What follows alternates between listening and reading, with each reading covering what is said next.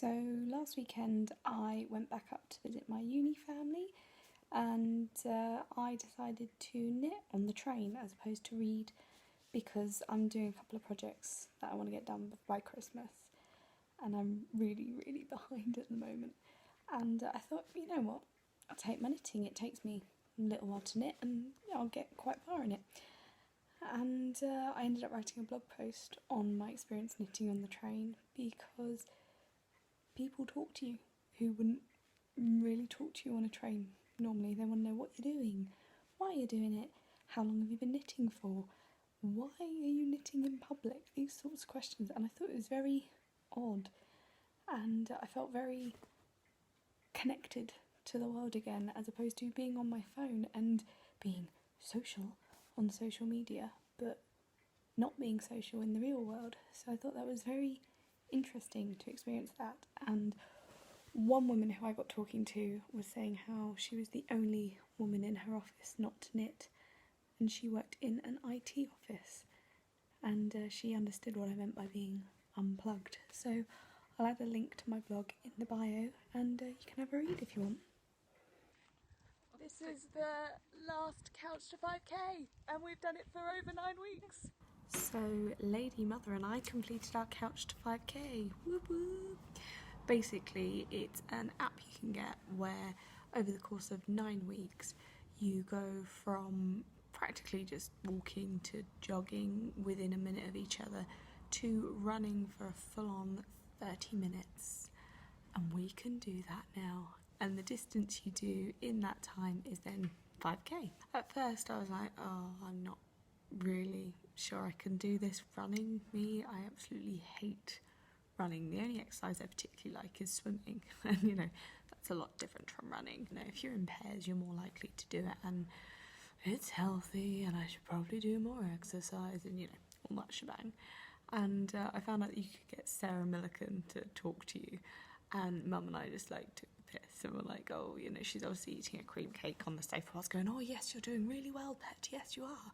So that kind of gave us a bit of a to spur on and go for it, because, you know, she was quite funny. We haven't been able to do it as often as we'd wanted, but we finally finished it and we kept on at it, and it is such a wonderful feeling to be like, yeah, I know I can run for 30 minutes, and it's the equivalent of 5k. That's kind of a wonderful kind of personal goal. I'm really pleased with us, and we're going to still keep up running. If you're interested in trying something different, or just trying to get fit and healthy, I definitely suggest a partner in crime to do it with, because they're your motivation. It might be one of you's not interested, but the other one is, and it's like, you know, oh, come on, I don't want to do it on my own. And it kind of gives you the oomph to go out and do stuff, and you'll feel great for it. I mean, I feel really toned. I haven't actually lost any weight, but my body is very toned now, and I get loads of comments from it, and I literally just say, well, it's the Couch to 5k, you know. I'm not even trying anymore. It's just become part of my routine to go out and run 3 times a week. And yeah, try it. It could be really beneficial for you. So today I've thought a lot about looking back and reflecting on where I am now and where I was this time a year ago. After graduating, I had about a month's work of freelance, like pretty much every week, which was amazing. Got really excited by that, and there was a possibility of doing some joint work with a university, doing some projects on that, and everything was happening. It was all go, and it was amazing. And then comes the knockbacks, when suddenly, oh, we can't have you because you're so far away. We thought you were in the area where you did your degree at. This is where I think a lot of graduates struggle. And it's getting a job and moving back home, and it's trying to get a place to live versus having a job that can support you to live. It's difficult, and I made the decision to move back home, and luckily for me, I was able to still do some of the stuff that I loved with animation. It did cut back quite a lot suddenly when it got to November time. There was no more freelance, it just sort of dried up a bit. And I still did some teaching at UCA Canterbury, which was a life send. I absolutely adored teaching at UCA Canterbury as a GTA. It was literally the highlight of my week every day. I'd be doing my normal 9 to 5 job, which was my Saturday job when I was 17. I'm still doing this. And then suddenly it'd be, no, remember, you say Canterbury's on Tuesday, you couldn't look through this kind of thing, move forward, be positive. And I do think you need to have that positive mentality to keep going forward. Yeah, and I was thinking the other day that this time, about 6 months ago, I was told by a film festival in Canada, we want you to come out, fly out for the film festival. You need to pay for your plane tickets, but we'll support the rest, you know, we want you, it'd be amazing to have you out here. And I was like, oh my god, that's amazing. And I only told my close family because I thought, well, what if, you know, this doesn't happen? I've had knockbacks before where I've gone, oh my god, something amazing's going to happen, or it's going to be wonderful, and suddenly it doesn't happen and it knocks you back and you feel a bit like a failure. And that's a little bit how I felt, because I was waiting and waiting for more information about this job in Canada. I'd saved up my money for the plane travel kind of thing, and I was saving X amount each month from my wages and going, right, that's the Canada fund. Yeah, it hit me the other day that I never got a response back. I had 1 email, 2 after I responded, and nothing. I'm still sitting here in my house, not at a film festival in Canada, and that's quite heartbreaking. It does make you feel a little bit like a failure. You know, there's no way about it. You can go, oh no, it doesn't, you've done amazing things doing other things. No, it still sucks, you know, and you've kind of got to grin and bear it, and you know, something else will happen. Move forward, keep positive, plod along. Is there more to this?